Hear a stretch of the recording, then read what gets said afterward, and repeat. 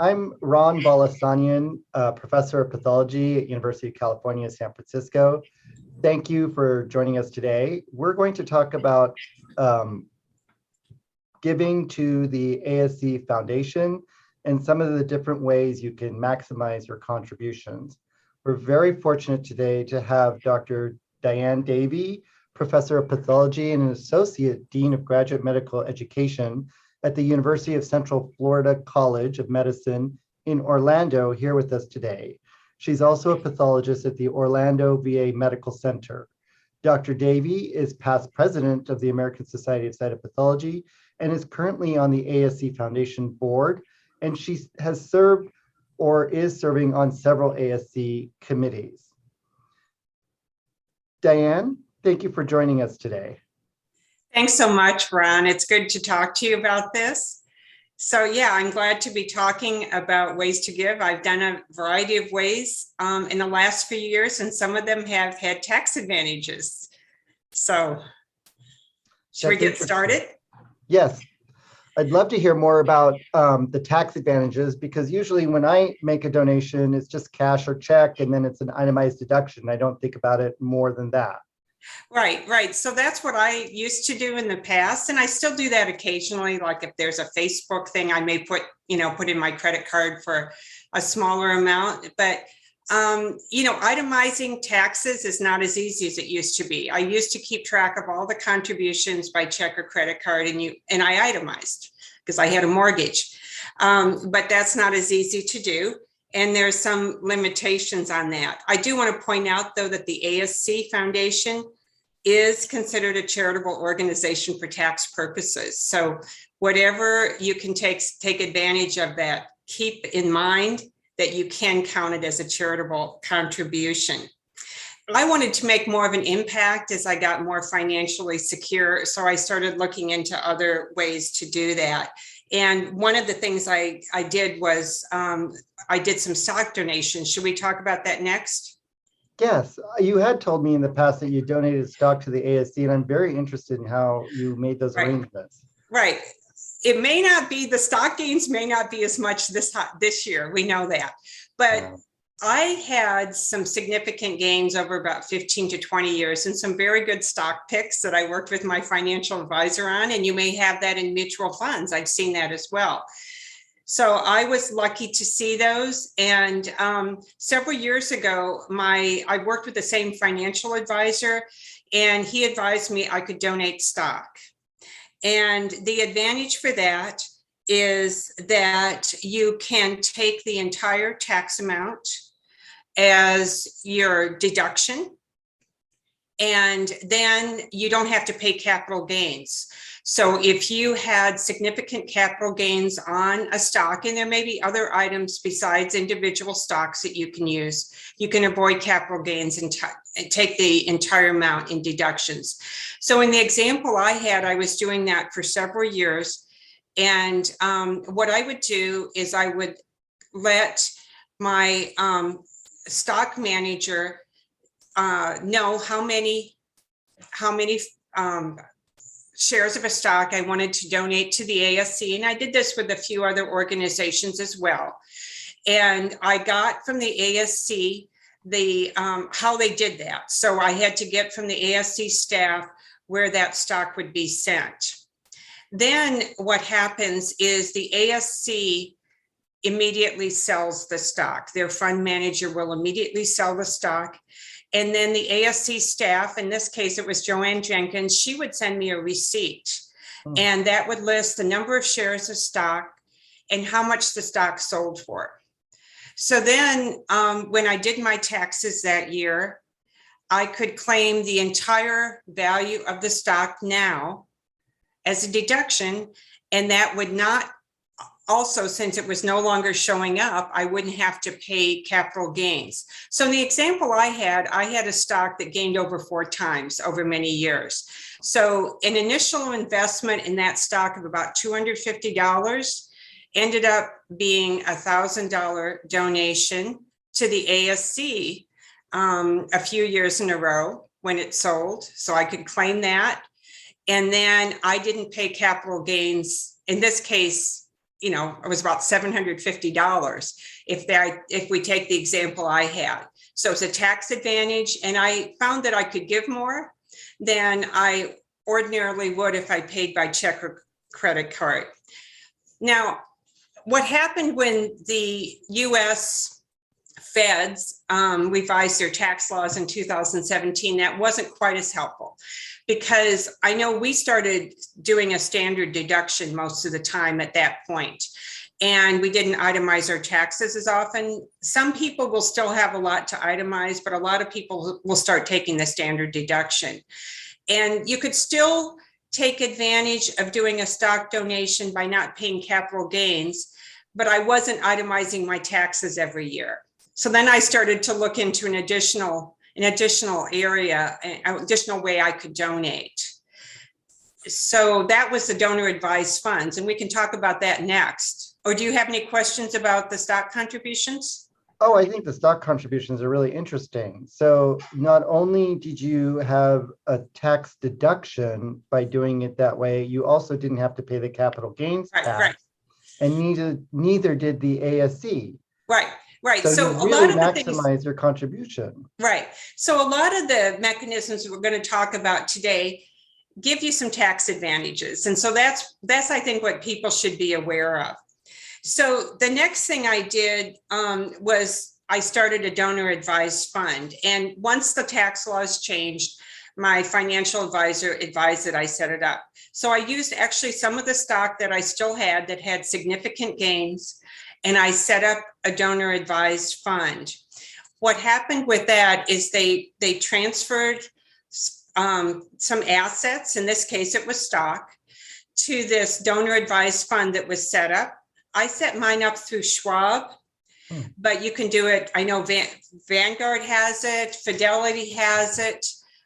There's also nonprofit organizations like the National Philanthropic Trust that make these available, and I'm sure that there are others that you can find. They take the same assets, it's the same idea.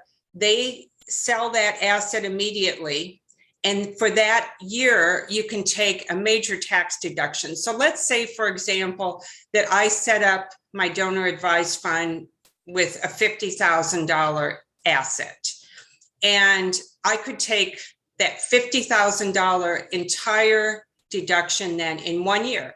So even with the tax law change, taking a $50,000 deduction is significant, and you could itemize your taxes. But then that donor advised fund, I can use over many, many years, and I can use it for many organizations. So not only did I contribute to the ASC this way, but I also contribute to a number of other causes that I support. For example, charitable organizations in my community, disaster relief, and so forth. Any organization that qualifies as a charitable organization. One thing I want to emphasize is when you put your money or put assets of any type into a donor advised funds, it's what they call irrevocable. So you can't change your mind and say, well, I need to buy a new car this year. I want to take the money out. You have to use it for charitable contributions. But, if you're financially secure, that is possible, even, with just a small proportion of your assets to do that. So I set it up, and it's online now. If it's a major organization, let's say I donate to Doctors Without Borders and AmeriCare. So those are two I choose regularly because they have very high charity ratings and they're doing a lot of good work. You can just do a search, and that's pretty automatic. For an organization like the ASC, you would want to provide their number as a nonprofit organization. So the smaller organizations, but you can get that from the ASC staff, and it's readily available. And then once you put it in there the first time, the organization, in this case, it's Schwab Investments, they'll check it out and make sure it qualifies. And then you keep it on your list, and you don't have to do that every year. I have the same thing if you have a church or a synagogue. you can set that up the same way and it will save that information. So it's quite easy to do. I can check how much I have in the account online. This donor advised fund, it's like a mutual fund. It operates, so it's not that it doesn't gain anything. You can set it up to be more risky or not as risky.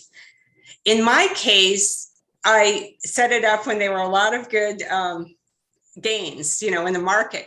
So actually my donor advised fund is worth more than I set it up with, because I had a number of good years. It's lost a little bit of money this year, right? Because my contributions in the stock market, but that's going to change again.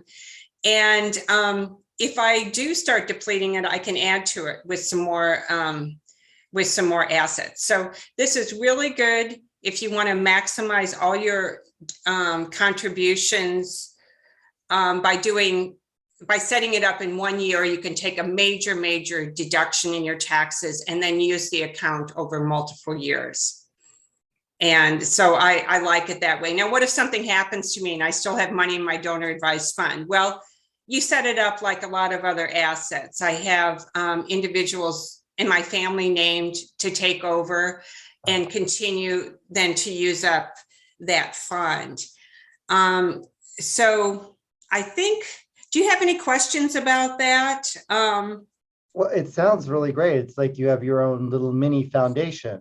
Exactly. It's like I'm not quite in the area with Bill Gates, right? I don't think we are, but you can do your own organization. And I know we're concentrating on the ASC today, but in my account online, for example, they'll have something like hurricane relief, or Ukraine will often come up. You can choose even within some major organizations where you want to direct it.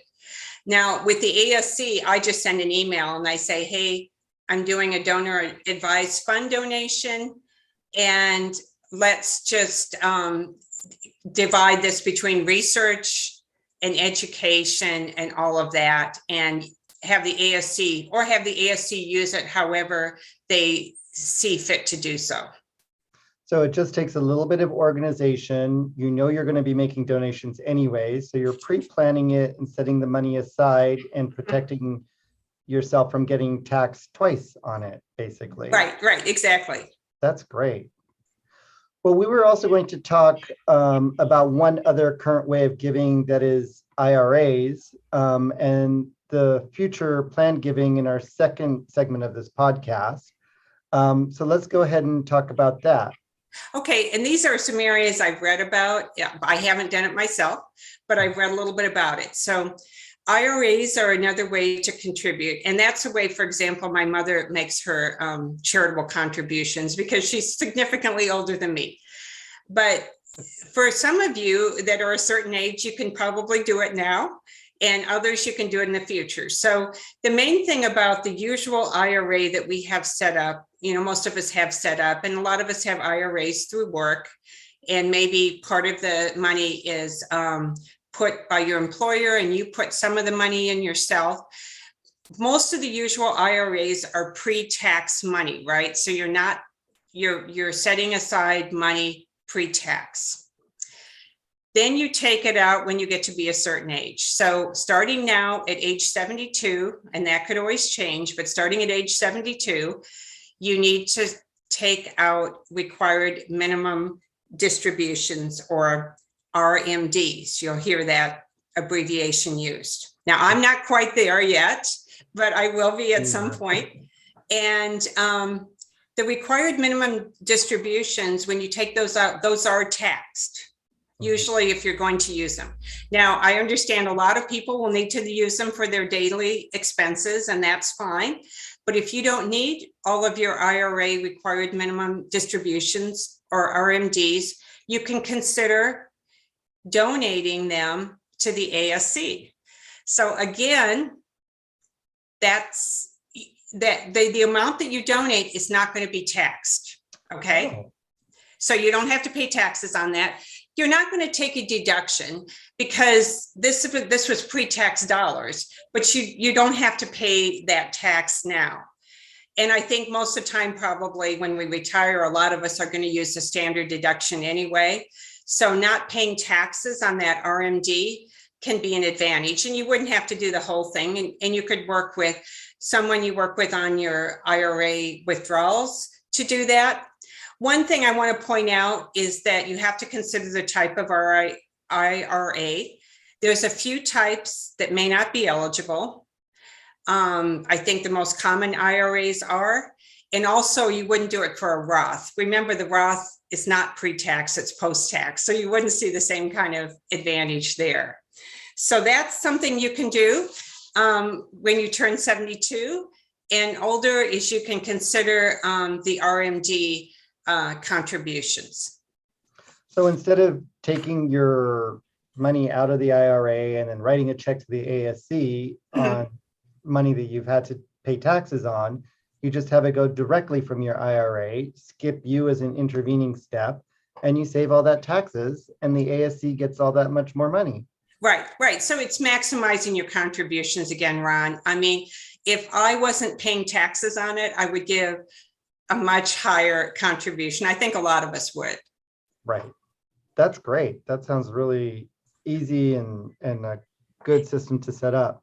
But what about leaving an entire IRA account that you find you no longer need to the ASC? Right, right. So that's in the category of future giving. There's a lot of ways you can plan future giving. And certainly naming the ASC as a beneficiary is one way of doing so. So you can just simply name the ASC Foundation as a beneficiary.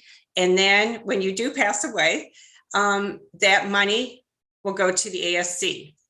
And I think you can probably split it up as well. That's something you could look at. But again, the ASC is going to get that amount. And then your heirs or your estate, you're not going to be taxed the same way on that amount. So there's tax advantages for your estate, and you can probably give more as well for that.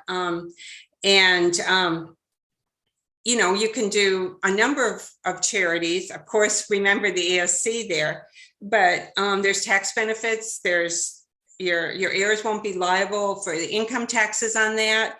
And depending on how it's handled in your estate, then you can also use it as a deduction in your estate. So this is sort of like naming the ASC in your will or estate planning. Yeah, Can you name the ASC in your will for other purposes? Yeah, you could name the ASC in your will. And here's probably where I'd want to work with an estate attorney on how to do that. You can list the ASC for an outright gift of a certain amount. You could probably do it proportionately as well. And as long as it's set up right in advance, that's going to decrease the amount of estate taxes you would pay. And it will also, it could be either decreasing the taxes or be a deduction in one of those ways. But again, it would be a way of maximizing the amount, giving more where, because of the tax advantages. That's great.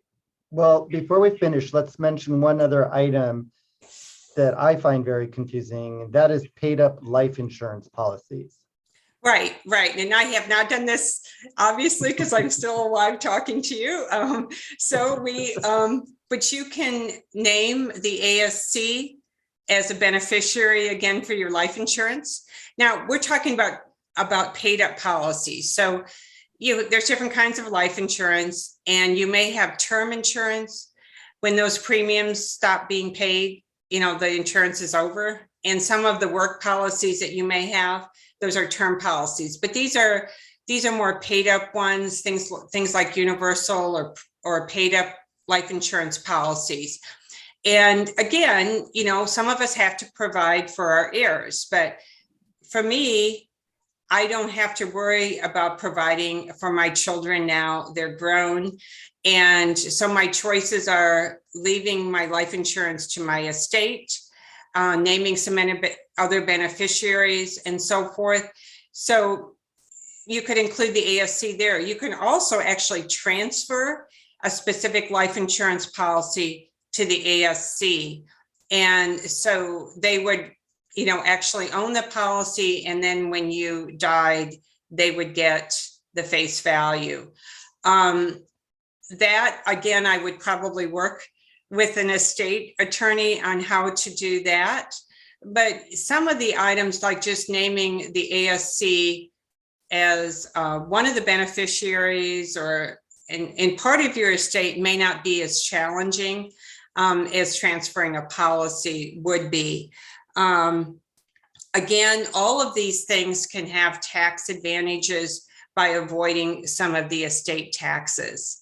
So, I haven't done that as much yet myself, Ron, but I'm planning on meeting, looking at my trust and my will in the next few years and setting things up. Wow, Diane, you've been just a wealth of information, and your generosity to the ASC Foundation is tremendous. I hope people listening to this podcast can come up with some new ways to expand their giving. I know I have, and avoid unnecessary taxes on a charitable contribution. This has been really, really informative and really helpful. And I really appreciate it. Right. So I just let's just sum up at the end here, as we're almost done. And so with current giving, obviously credit cards and checks, if you itemize your taxes, definitely ASC counts as a charitable organization. But if you're not itemizing your taxes, keep in mind, a lot of times you can't take anything else off. Your contributions are capped in your standard deductions. During the pandemic, they allowed a little bit extra, but they may not do that in the future. So then consider donating stock, consider setting up a donor advised fund. And so those are some of the things you can do now. And then that planned giving, IRAs, life insurance, bequest in your will, those are all things that you can consider, including the ASC. That's wonderful. Okay, well, I appreciate the opportunity to talk to everyone, and I hope this has been educational, and I think that's all we have, correct? That's great. Yes, I think we've gone through everything, and we really appreciate your input, your advice, and your wealth of knowledge. Thank you so much. Thanks so much.